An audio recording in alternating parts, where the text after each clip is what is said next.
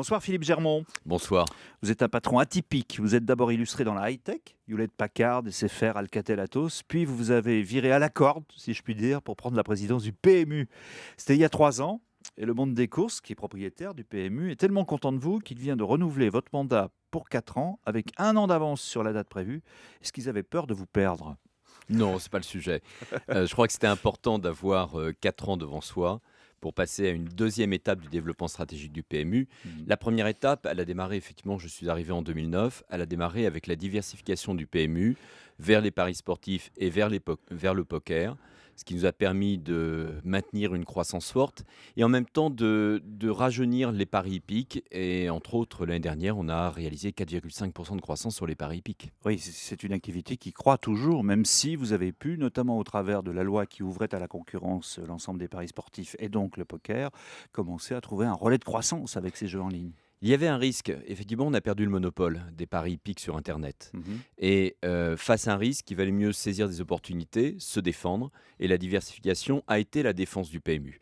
Et c'est vrai, le bilan qu'on peut tirer de ces 18-20 mois d'ouverture du marché à la concurrence, c'est que le PMU, qui est parti de zéro dans les paris sportifs, aujourd'hui est numéro 2 du marché avec une petite vingtaine de pourcents de part de marché. On est numéro 4 dans le poker. Donc on a réussi notre diversification, mais ceci sans cannibaliser les paris hippiques, mais plutôt en les boostant, ce qui est la très très bonne nouvelle pour la filière hippique. Oui, cela dit, quand on regarde vos résultats en détail, ils ont été publiés il y a quelques semaines, hein, on voit quand même que les activités qui progressent le plus, c'est quand même les paris sportifs, 72%, le poker, 54%. Est-ce que ça veut dire qu'à terme, la part du cheval ne serait bientôt plus la part du lion dans votre activité? Non, la part du cheval va rester, même à 5 ans, 10 ans, 15 ans, Mhm. ultra majoritaire. Il ne faut pas oublier qu'on opère d'abord dans un réseau physique avec 11 300 points de vente et que les paris sportifs et le poker ne sont que sur Internet. Et là, vous ne Donc, réduisez pas la voilure sur le réseau au physique. contraire, Mhm. on accentue notre présence dans le réseau physique parce que nous sommes attachés à la présence locale de nos points de vente et à la présence proche de nos clients. Et donc, à titre d'exemple, l'année dernière, nous avons augmenté le réseau de points de vente PMU de 500 points de vente. Donc en réalité, vous avez aujourd'hui 2 bras, vous vous appuyez sur 2 piliers de croissance, c'est les jeux en ligne bien entendu, toutes catégories confondues, et puis ce qui reste encore un enjeu essentiel pour vous et qui vous rattache à vos racines hippiques, quoi. Ce qui est le cœur de métier, Ouais. ce qui est le cœur de notre activité et qui est en croissance contrairement aux paris hippiques dans beaucoup de pays du monde. Ouais. Et donc ce qui est intéressant, c'est de voir qu'à travers les paris sportifs, à travers le poker, à travers la diversification du PMU, on a fait évoluer l'image du pari hippique. Et il y a un chiffre, moi, qui m'intéresse énormément en bilan de l'année 2011, c'est que nous avons rajeuni la clientèle pari hippique de 9 ans. La moyenne d'âge de nos parieurs est passée de 49 ans à 40 ans, et ça, c'est une très bonne nouvelle. Et ça, c'est vrai surtout en ligne ou c'est vrai aussi dans C'est en ligne les... puisqu'on connaît l'âge, Eh oui, c'est ça. la date d'anniversaire de nos clients, donc on est capable de le mesurer. 9 ans en l'espace de 18 mois, c'est considérable. Alors vous êtes, vous le disiez vous-même, hein, en train d'engager peut-être une deuxième étape. Ça veut dire que vous êtes en quête d'autres relais de croissance. Vous ne vous en cachez pas beaucoup. La prochaine étape pour le PMU serait peut-être en dehors des frontières. Alors, il y a encore de la croissance en France, mais si on veut accélérer notre croissance au service de la filière hippique française, c'est à travers l'international. Alors, on agit déjà beaucoup à l'international puisque nous vendons les courses françaises auprès d'opérateurs étrangers. Mhm. Mais l'étape suivante que nous allons peut-être mener dans les 2-3 ans qui viennent, c'est passer d'une activité à l'international en B2B à une activité en B2C, c'est-à-dire en étant nous-mêmes opérateurs de paris dans certains pays. En vous adressant directement aux parieurs étrangers. Exactement, et ça peut se faire par le biais d'acquisition. Vous pensez qu'il y aura une consolidation en Europe qui vous permettrait d'accélérer cette croissance J'en ou suis pas? convaincu parce que la plupart des pays européens sont en train de mettre en place des législations sur les paris, qu'ils soient hippiques, sportifs ou poker.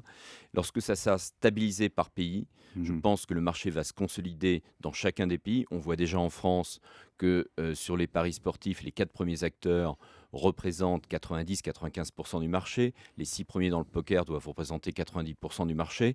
Donc je pense que le mouvement suivant, c'est une consolidation européenne. Et on l'a déjà vu, un de notre partenaire sur le poker, qui est Party Gaming, est en train de fusionner avec bwin au niveau européen. Mhm.